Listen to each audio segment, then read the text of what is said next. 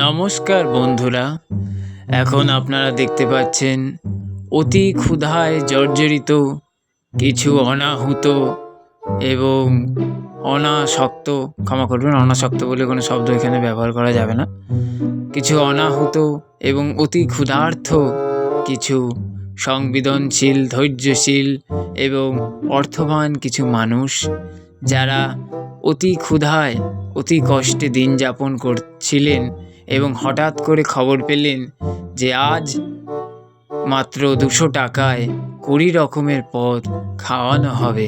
তাই তারা চলে এলেন সদল বলে খাবার খাওয়ার জন্য। কিন্তু একটাই শর্ত, এই খাবার খাওয়ার জন্য তাদেরকে ঘন্টার পর ঘন্টা লাইন দিতে হবে এবং এ লাইন কখন শেষ হবে কেউ তারা জানে না। তাই তারা প্রত্যেকে এখানে লাইন দিয়ে রয়েছেন। কেউ হাওয়া খাচ্ছেন, দেখতেই পেলেন, কষ্ট হচ্ছিল অনেকক্ষণ ধরে লাইন দিয়ে। এবং কেউ কেউ তো দেখলাম এখানে অনেকক্ষণ ধরে দাঁড়িয়ে গল্পও করছেন। ওই যে একজন দেখুন সেলফি তুলছিলেন না কথা বলছিলেন, হ্যাঁ হ্যাঁ হয়তো বলতে যাচ্ছিলেন দেখো আমি খাবার পেয়ে গেছি। তো যাই হোক, ঘড়িতে সময় জানা সত্ত্বেও যে সবে 7:50, 8টার মধ্যে কুপন দেওয়া বন্ধ হয়ে যাবে, এইটা জানা সত্ত্বেও বাঙালি এতটাই ধৈর্যশীল যে তারা এত ধৈর্য নিয়ে ফুটপাতে বসে থেকেও তারা কুপন সংগ্রহ করবেন এবং 200 টাকার মধ্যে 20 রকম খাবার তারা সংগ্রহ করবেনই করবেন, যাই হয়ে যাক না কেন।